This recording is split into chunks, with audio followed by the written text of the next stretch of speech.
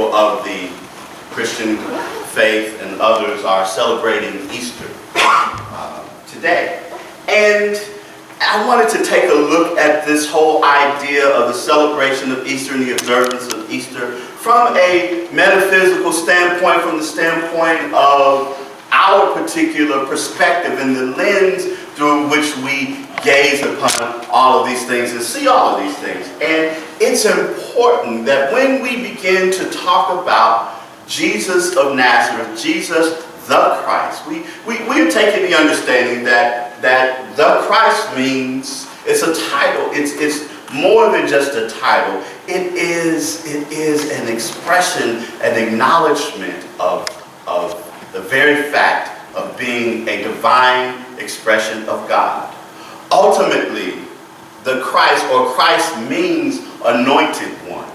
And the thing of it is that when we talk about the Christ consciousness, we talk about it from this perspective, it's really the same thing. It's really the recognition that Jesus was one who recognized and realized his connection with God. He recognized it in such a way that it had such a powerful hold on his life that it monopolized his life, if you will, as one scholar said. But it was such that he lived his life in such a way of knowing this that it inspired others. It inspired so many things. But the thing that is important for us, that what we say in this understanding and expression, is the idea that you and I see Jesus not as the divine exception, but as the divine example.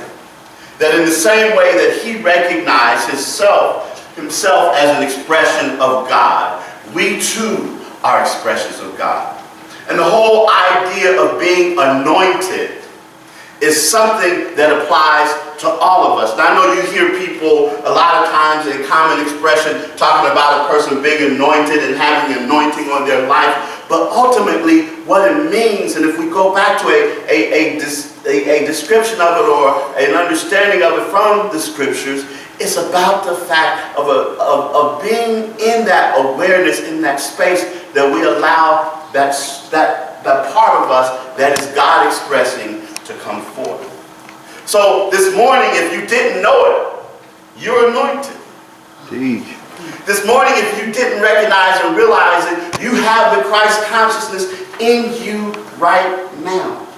And so I want to tell the story of Easter, of how it applies to you because you have it, what it means because you have it today. And if we go back to the beginning of what leads up to the crucifixion and then ultimately the resurrection of Jesus, we look at the crucifixion. We look at the fact that here was a person who lived his life in such a way that, when he lived out of knowing that he was God in expression, then life took on a miraculous, amazing quality. That the things that he was able to do, the things that he was able to accomplish, the things that happened in his life, we call miracles, but it's ultimately an understanding of there being a power available and at his use and at our use, that we are able to transcend situations and circumstances. And those things that otherwise would seem like obstacles to us, we have something in us that allows us to transcend those things. Something in us that allows us to navigate through life in such a way that while other people oftentimes are floundering and trying to make it happen, we are making it happen because we know who we are. We know that we have it operating in our lives.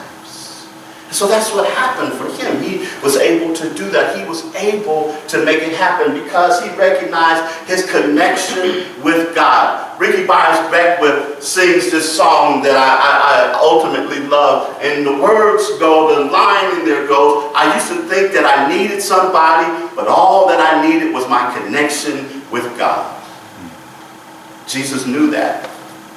Unfortunately, it got him in trouble with some of the people around him in his day because they were having their own agenda, and the idea of justice and peace and unconditional love of God wasn't a part of their agenda.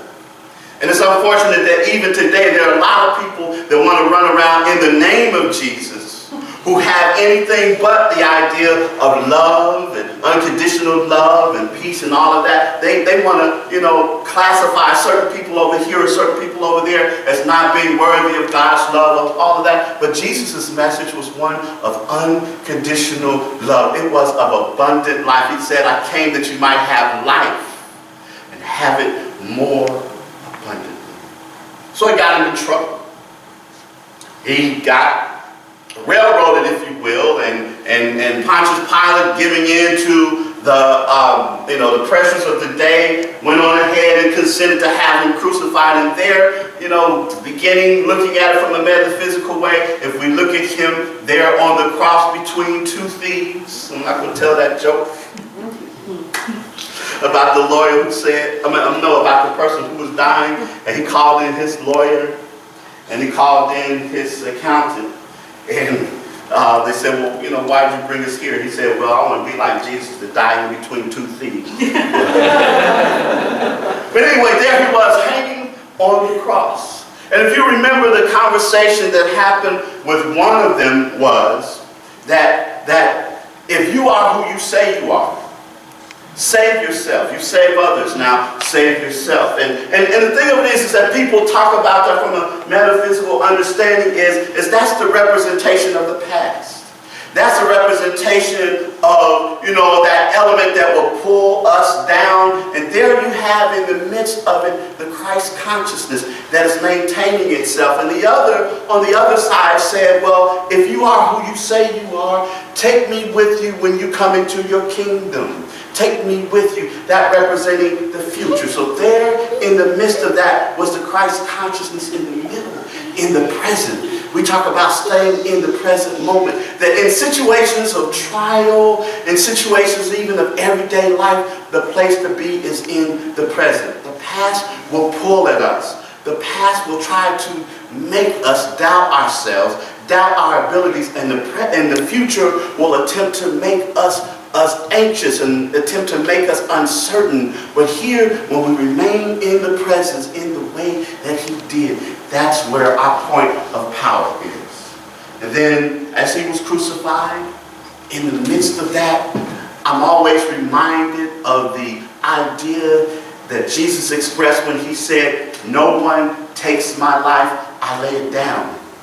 And how I've talked oftentimes about empowered choices. And at that moment, he was expressing the fact that he had made an empowered choice.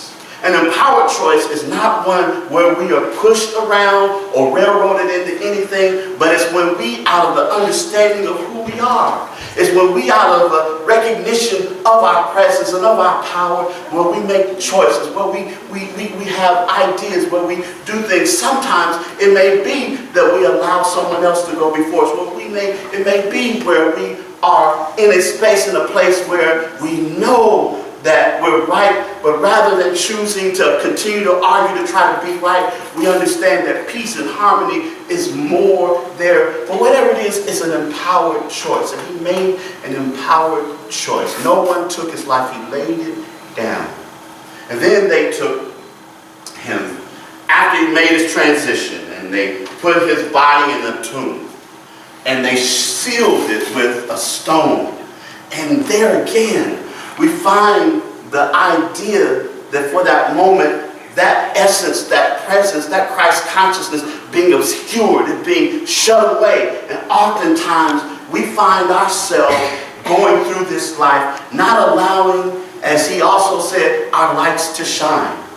You've heard that quote from Marianne Williamson that talks about, about who are we to think that, ultimately that we're to play small, that ultimately we're afraid oftentimes to let our light shine. Oftentimes we're afraid to let who we are come forth. Oftentimes we're afraid to allow the truth of who we are to come because we've somehow been beaten down, or we somehow have been ridiculed, or we somehow have had things happen to us that we feel uncertain and insecure about letting our boldness and our brightness and I know it's not a word, but our bestness to come forth. And so there's that representation that it was shut off, it was sealed, It was there to obscure it from the world. But the good news about that is that it didn't stay that way for long. And I believe that ultimately, that as we go through this life, there's always, and you heard it in the reading from the Science of Mind today, that there's always that calling that is calling us to something greater, to something better, that is calling us to the truth of who we are. And ultimately, the stone was rolled away and Jesus was raised from the dead. Now, here's something that I think is really important for us to remember. Early people who were telling about the story always made the mention about Jesus being raised from the dead. In other words, Jesus didn't do it by himself. The recognition that God raised him from the dead. And that's important because as time went on, and John Shelby Spong talks about this in some of his books and other biblical scholars, that there was a subtle shift from the idea of Jesus being raised from the dead to Jesus doing it himself, rising. That also represented the shift from Jesus being the example, being the way shower, being the one who, we can follow, who is a divine example, to Jesus being put up on a pedestal and worship, and we can't be like him anymore. Raised, rise himself. And today, and I'm not knocking anybody, there'll be a whole lot of people who will be talking about Jesus being, rising and getting up himself. As a matter of fact, if you were there today, in a little while, they'll be talking about how he got up and all of that, and that's fine. But ultimately, it's like a story that a friend of mine told a few years back about his son. He said one day he was coming home from work, and he pulled up in his garage, and he got out of his car, and his son was about 3 years old at the time, and he brought his briefcase out and he set it down, and the son was glad to see him, and the son came over and he hugged him, and then his son turned around and grabbed the briefcase and said, let me take this in for you, Daddy. And he saw his son was struggling with the briefcase. So he said to his son, I'm so glad to see you. And as he did, he kind of grabbed him and he took his hand and he scooped it up under the bottom of the suitcase.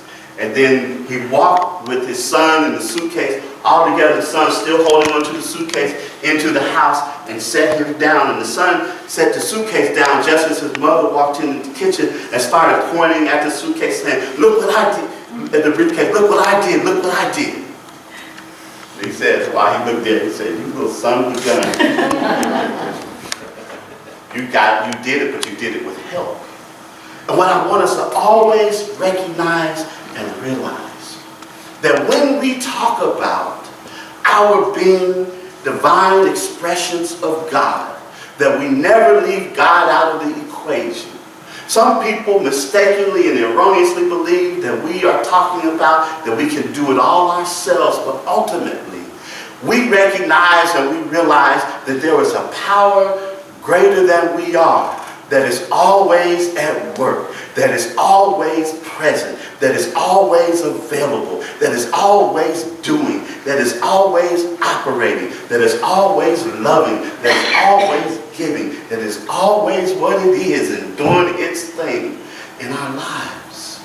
And when we open ourselves to it, when we recognize we are anointed, when we recognize that we are Christ's consciousness embodied uniquely as each and every one of us, it begins to work in our lives. It begins to operate in ways that we hadn't even imagined. It begins to do what it does in our lives, so that the resurrection is something that didn't happen just 2,000 years ago, but it happens in your life. It happens in the midst of challenge, in the midst of circumstances and situations that will push you down. Truth crushed down to the earth will rise again, and you begin to understand that, and you begin to put it in operation, and you can't be held back at that moment.